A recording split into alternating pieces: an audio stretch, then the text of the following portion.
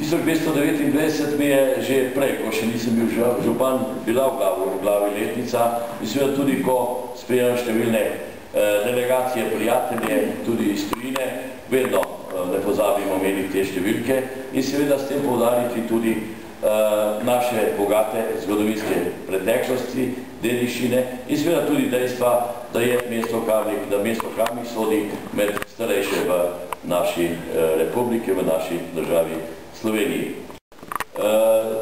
Torej, danes na nek način prvič se spominjamo te obletnice na tak javen način, zagotovo pa ste najbrž že opazili, točno polnoči ob vstopu v leto 2009 je nad Agencijo za podjetništvo in turizem zažarel napis oziroma približno takle simbol za Veroniko in seveda za letnico, ki jo tudi tu vidite in ki jo praznujemo. Tudi transparent ob vstopu v mesto na Majstrovem mostu za transparentnost smo želeli še bolj poudariti, kot da človek, ki pride v mesto, da ga takoj ta obletnica tudi spomni na tudi letošnja dogajanja. Seveda skozi mesece se bodo te prireditve dogajale, tudi ob sodelovanju z pobratenima občinama Tropajah in Andeks, torej Andeks na Bavarskem in Tropajah v Avstriji.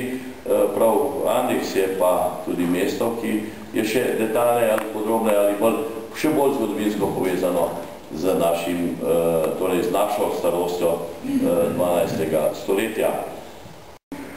Mi smo se v odboru, kot je že župan rekel, pogovarjali, s čim bi v bistvu začeli letosne slavnostno leto, potem odločili, da nekako je lepo, če predstavimo, kaj se bo v tem letu dogajalo in tudi, zakaj v bistvu Kamnik sploh praznuje 780 let in kaj je s to obletnico povezano.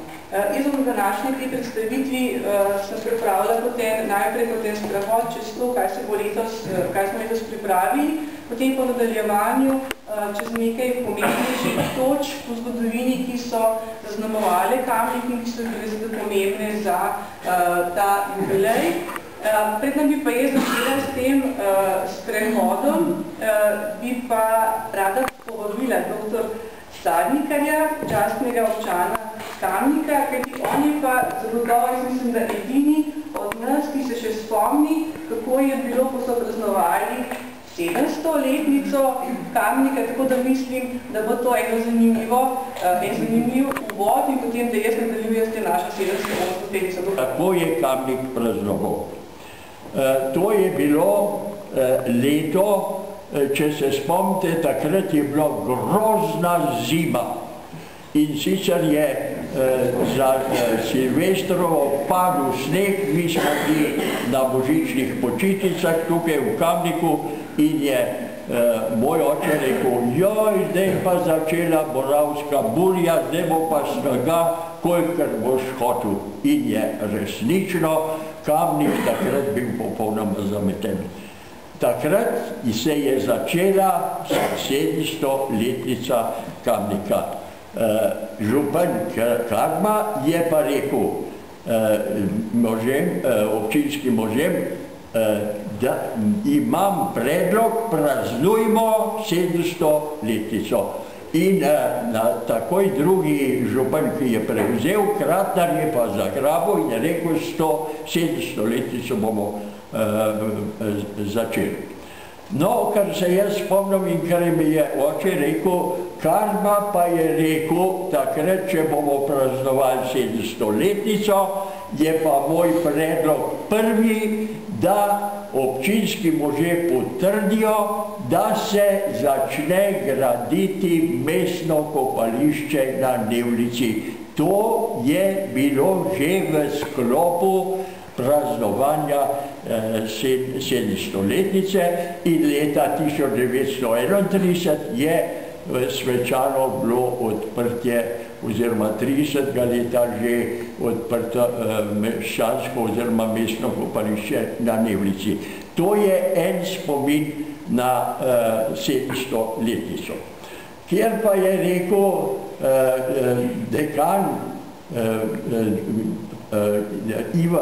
Ivan Lavrenčič, je pa rekel, tudi cerkev moramo nekaj narediti za 700-letnico, v spomin 700-letnice, in je prišel do mojega očeta, pa je rekel, poslušajte, jaz bi tudi nekaj, en spomin naredil. Pravi, na fasadi Farne cerkve je okrogla lina, v tisto lino pa neprestano hodijo golobi in osnažujejo podstrešje cerkve.